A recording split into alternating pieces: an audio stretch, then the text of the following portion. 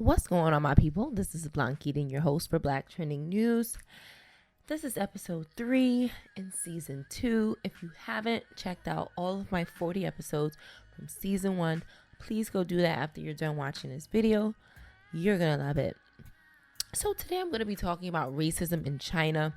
I actually found this really good article on Inkstone News, and it's by Leroy Adams, a great writer with this website. And it says China is a country plagued by racism. I'm also going to go into how there's blackface that takes place in China, which I had no idea. There's also police brutality and very harsh racism and governmental control that takes place in China. To be Black or African in China is to be labeled unintelligent, dangerous, unattractive, or to see an empty seat next to you on a crowded subway. To deny any acts of neo-colonialism in its dealings with African countries, China has in recent years repeatedly said it views them as partners, not recipients of charity. But this is not consistent with the way China treats African and Black people. The cctv Gala, which is an annual variety show, showed us that China views Africa as a helpless place in desperate need of China's altruism. During the Spring Festival broadcast, which draws 800 million viewers, a Chinese woman parades on stage in blackface wearing a prosthetic butt and chest.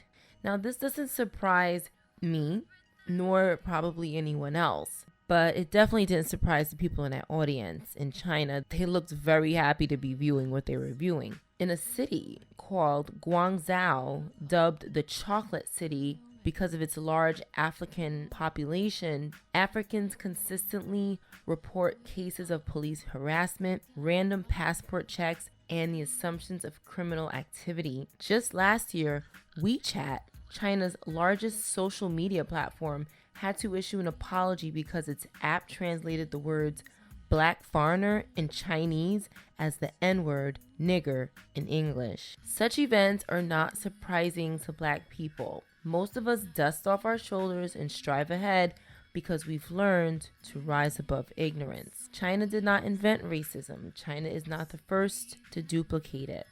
But they're not any better than anybody else. And from history class in high school, China has for a long time been very westernized. So in my personal opinion, Chinese people want to be, a lot of them, not all of them, but I think a lot of them want to be white. And they're inspired heavily by white people. That's what they want to look like. That's what they want to be like. And apparently, according to their blackface entertainment, this is what white people do. So basically, they're just copying off of white people.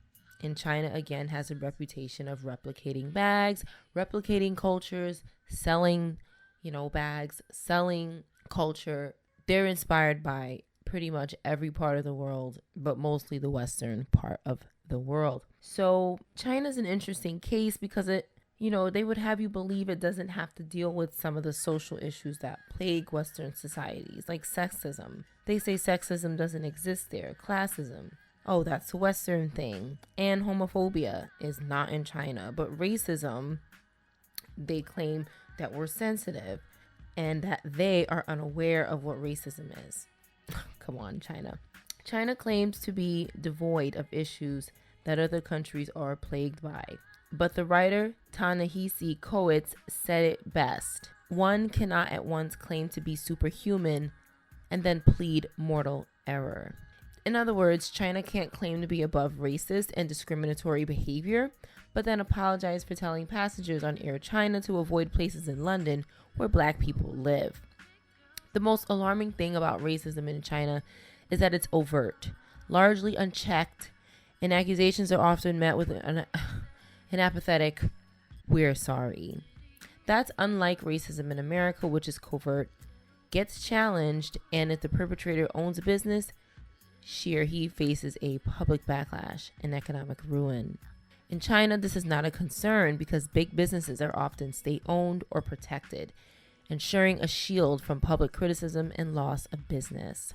For instance, the Chinese criticism of the CCTV gala, or even more recently, the government's decision to abolish presidential term limits, was largely silenced on Weibo, China's version of Twitter. Any criticism was either blocked or resulted in the shutdown of the account. It seems the Chinese response is to silence critics instead of analyzing concerns. But China, being the Asian powerhouse that it is, has the opportunity to be a trailblazer in helping to reshape the narrative of African and Black people. Africa and China are partners. None is superior to the other. China relies on Africa for resources to support its large population, just as much as African countries rely on China. Black people studying in China offer diverse perspectives in the classroom and engage in academic and community programs that elevate local Chinese communities. Africans and Blacks create businesses that employ Chinese people, further contributing to this robust economy. This is a mutually beneficial partnership. China can and should disseminate this message, a message of equality and mutual benefit. Now, I know you guys can probably relate to this, but I've been in a few Chinese restaurants where they are very rude, and they don't care who you are. They're rude to everybody. Maybe it's just the culture. I'm not judging. Go ahead and leave a comment below. Let me know what you think about this. Have you experienced any racism in the Chinese community as a Black person, or a Chinese person experiencing racism from the Black community? Let me know your thoughts on this. Go ahead and like this video if you liked it, and subscribe, and let me know what you think. Have a good night.